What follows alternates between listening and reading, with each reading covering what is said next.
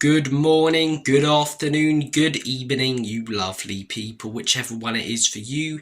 Welcome back to Lilywhite Lane. I hope that you're all having a really good Friday and starts your weekend wherever you are in the world and whatever you are planning to get up to. Now, the FA Cup is an occasion next best to Christmas Day, and it all kicks off this weekend. Spurs are in action this Sunday afternoon against non-league Tamworth. I mean, that's what the FA Cup is all about, isn't it? We're going to have a match preview out on the channel tomorrow from Chang, a match reaction out on the channel on Sunday from me, so stay tuned for all the content this weekend surrounding Spurs and our game in the third round of the FA Cup. But before we reach that game, before we get talking about that game, we've got some transfer news I want to delve into. The big story this week has been Plans-Muani to Spurs. 3 clubs are reportedly interested in the attacker, and those 3 clubs are Manchester United, Tottenham Hotspur and Juventus. All 3 potentially not looking for a permanent deal, more of a loan deal, and I want to hear your guys' thoughts and opinions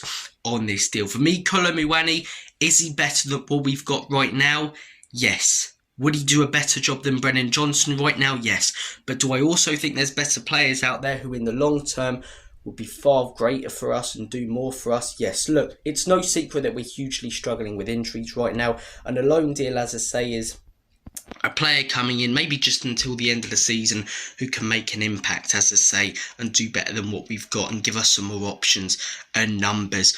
But I'd prefer to pursue a permanent deal for a top talent, a top quality winger. I believe we need a winger, as I say, because Heung-min Son hasn't got many more years left on the clock, in my opinion. He's definitely on the decline. I think we need that big new star. And the 2 people who I'd go for, if you watch this channel in the summer, you'll remember me banging on about them: Bryan Mbeumo or Eberechi Eze. Obviously, I'd love both, but you know, I've not taken drugs this morning.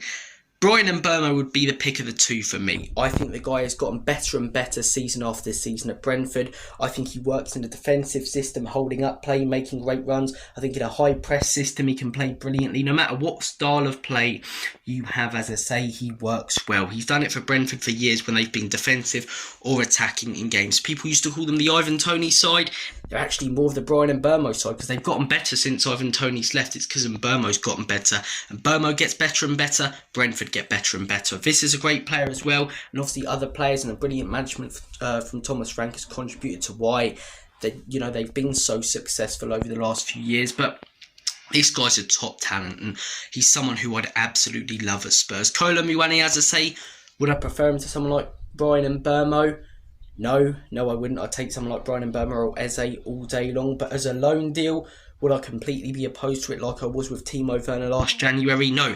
Timo Werner, we knew what we were going to get from him. He wasn't going to be good enough. He might have a few games where his play is good, but the guy cannot hit a barn door. He cannot hit a barn door. And when we needed goals last season, why are we bringing in one of the worst finishers in world football, in European football? Plans-Muani isn't one of the worst finishers, but has he made the impact that people expected him to since he joined PSG?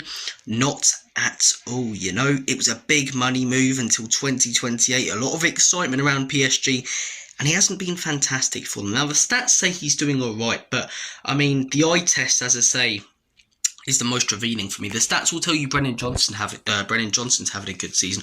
Whilst he has scored a fair few goals, got a fair few assists, his overall play and his performance levels have been poor, especially over the last month. They've gotten worse. For me, when I've watched Plans-Muani for PSG, he hasn't been fantastic. For France, he's had good moments, scoring in the World Cup semi-final, but I think his biggest moment for France was that miss in the final, and it's not great to have your biggest moment for a country be a miss. Look, it was more Emi Martinez's unreal save in that final, but yeah, probably should score that. And if that's Mbappe, does he miss it?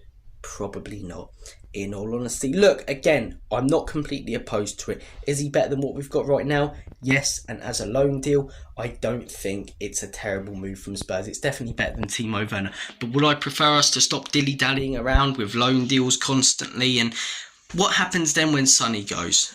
And we're left, as I say, with crap wingers at the football club. We then need to go out there and sign someone top quality. And how much is Mbeumo going to be worth there?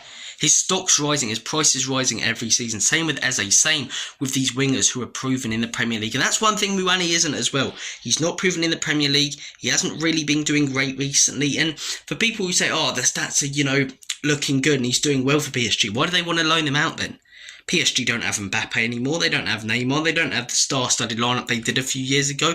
It's because he's not living up to the expectation there. Now, he could come and join Spurs, Man United and Juventus and be well and play well and be good, but I don't think he'll do anything outrageous. I think he'll be better than what we've got, but I really don't think it'd be a huge signing or that he'd make a huge impact on the team. Look, will it be Man United who get him? Will it be Juventus who get him? Will it be Spurs who get him? Will Spurs do some efficient business this January?